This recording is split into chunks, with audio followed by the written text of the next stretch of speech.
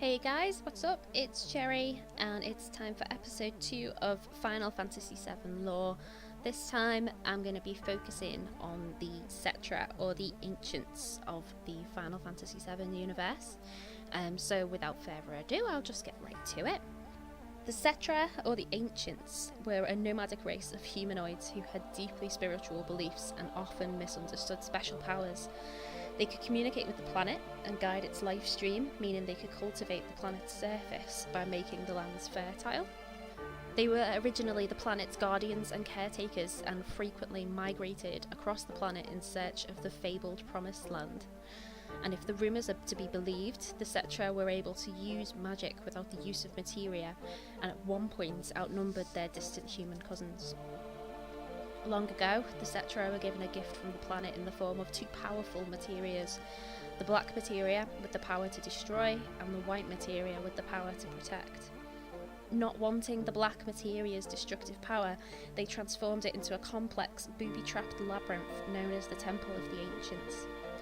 Anyone seeking it would be crushed within the black materia upon its shrinking when the temple's puzzles are completed. The Cetra were reduced to near extinction 2,000 years ago, when Jenova fell from the sky and infiltrated them by playing upon their emotions and taking on the form of their dead loved ones. It then infected them with a virus that drove them mad and turned them into monsters. A small group of unaffected Cetra were able to seal Jenova at its impact site, a large crater now known as the North Crater in the planet's north continent. Despite the Cetra's efforts to heal the wound of the crater, their dwindled numbers meant they were not able to cultivate the life stream as effectively, and the crater remains 2,000 years later. Ifalna, Iris' mother, was the last known living Cetra. The Shinra Company had been pursuing her under the belief that she could lead them to the Promised Land, a land that they believed to be full of Mako energy. She was helped to escape by Professor Gast, who was on a pilgrimage to gain more information on the Cetra. The two lived in hiding at Icicle Inn, with Ifalna discussing her knowledge of the Cetra in taped conversations with Gast. They eventually go on to fall in love and had a half-Cetra child named Iris. Gast was killed 20 days after her birth, however, when Professor Hojo and Shinra finally found the family. After 7 years as prisoners, Ifalna and Iris were able to escape the Shinra labs they were held captive at, but Ifalna was fatally wounded and died on the steps of Sector 7. Before she died, she entrusted Iris to Elmira Gainsborough, who would raise her as her own daughter, and had given Iris the white materia and the knowledge of how to summon Holy.